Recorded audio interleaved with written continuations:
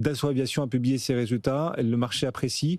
Il y a vraiment une bonne surprise dans ce que nous annonce Dassault Aviation ou pas? Plus 4,8%. Éric Trappier, le patron, sera l'invité d'Edwige Chevrillon d'ailleurs tout à l'heure dans le 18-19. Stéphane, plus 4,8%, est-ce que c'est mérité Dassault Aviation?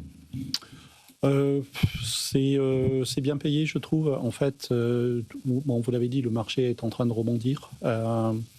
Donc, je pense que ça a accompagné le mouvement. Après, si on regarde le détail des résultats, c'est surtout le Falcon qui a surpris à la hausse, donc la partie civile plutôt que la partie militaire. Par contre, ce que je trouve intéressant dans la publication, c'est que les prévisions de Dassault sont assez prudentes, en tout cas, je trouve. Donc, il y a de la marge de manœuvre encore pour surprendre à la hausse dans le futur. Stéphane, si vous pouvez écarter votre téléphone du micro, je suis désolé, je reviens à les considérations, mais je fais le relais de Fabien, notre grand Manitou en régie, effectivement, et ça fait des petits bruits un peu bizarres. On croit qu'un Rafale est en train de passer. C'est pas du tout le cas, même si on est en train d'en... Donc, Dassault Aviation, vous êtes à fond ou pas?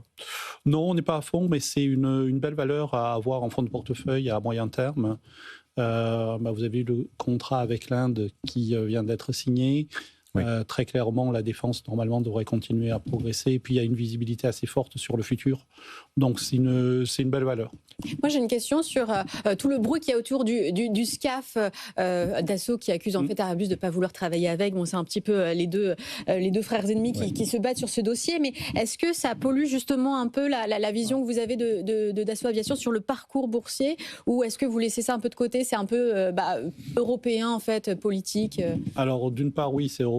Et d'autre part, c'est du très, très long terme. Parce que le SCAF, c'est dans 5-10 ans. On avance très lentement en Europe. Minimum. Donc, quand on est investisseur en bourse, c'est un petit peu trop loin dans le futur. Mais c'est vrai que c'est un vrai sujet qui est quel est le relais de croissance après le Rafale.